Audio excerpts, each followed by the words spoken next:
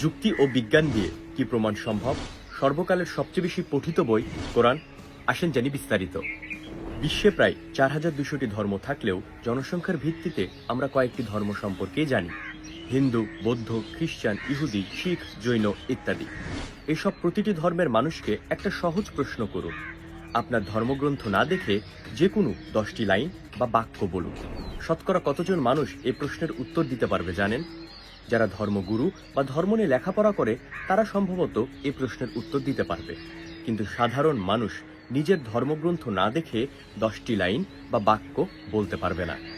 এবার একই প্রশ্ন একজন মুসলমানকে জিজ্ঞাসা করুন। বেশিরভাগ মুসলমান নিজ জায়গায় দাঁড়িয়ে অন্তত 30টি লাইন শুনিয়ে দিতে পারবে। সারা বিশ্বে 180 কোটি মুসলমানের মধ্যে এমন একজনও খুঁজে পাওয়া যাবে না যে 10টি লাইন জানে না বা কোরআনের 10টি লাইন মুখস্থ বলতে পারে না। এবার আসেন, অন্যরা মুখস্থ করে না কিন্তু মুসলমানরা কেন মুখস্থ করে? তার উত্তর হলো নামাজ। হ্যাঁ, নামাজের ভেতরে কোরআনের লাইন অর্থাৎ আয়াতসমূহ মুখস্থ বলতে হয়। মুসলমানদের জন্য দিনে 5 বার নামাজ বাধ্যতামূলক, যার ফলে অন্তত কোরআন থেকে 30 থেকে 50টি লাইন মুখস্থ করতেই হয়। মুসলমানরা নামাজের ভেতরে যে লাইনগুলো বলে সে লাইনগুলো যে বইয়ে আছে সে বইটির নামই হচ্ছে আল কোরআন।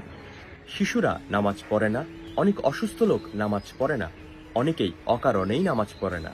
ধরে নিলাম 180 কোটি মুসলমানের মধ্যে 60% মানুষ নামাজ পড়ে না, তবুও এভাবে নামাজ পড়া মানুষের সংখ্যাও দাঁড়ায় অন্তত 100 কোটি। বিশ্বের 100 কোটি মানুষ দিনে 5 বার কোরআনের লাইন মুখস্থ পড়ে। কোটি কোটি মানুষ দেখে দেখে কোরআন পড়ে। লক্ষ লক্ষ মানুষ গোটা গোটা কোরআন মুখস্থ করে রেখেছে। সুতরাং এতবার পড়া বই দুনিয়াতে কোনোদিন ছিল না এবং ভবিষ্যতে কোনোদিন হবে না। এজন্যই এটা প্রমাণ করা সম্ভব যে সর্বকালের সবচেয়ে বেশি পাঠ করা বই হলো আল কোরআন। সুবহানাল্লাহ।